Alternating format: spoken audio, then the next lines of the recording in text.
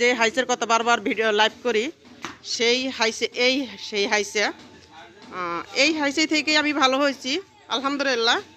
কেন এখন রুগী নাই। আপনারা বারবার বলেন যে কোন হাইসে তাম্বরখানা, এই বাখুন্ডি এটারই বলে হাইসে তাম্বরখানা ইয়াসিন খৈরির বাড়ি। এইবারই হয়েছে। আমি যে জায়গা থেকে আল্লাহর রহমতে ভালো হয়েছি, তাই বিশ্বাসের প্রতিবার আমার এই ভাইরে নিয়ে আইসি আমি এই জায়গা। এটা থেকে অনেক জায়গা থেকে মানুষজন আসে। তা আপনারা বলছিলেন যে মালদাপু আপনি হাইচে গেলে অবশ্য দেখাবেন, সাথে আজকে দেখার মতন কিছুই নাই, রুগী নাই।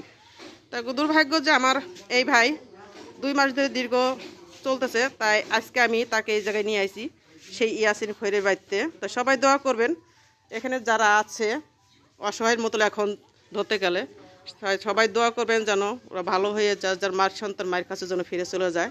তা আমি আজকে লাস্টটুক ভিডিও দেখাইলাম। তা বাকি লাইভটা আমি পরে যাওয়ার পথে আমি দেখাবো।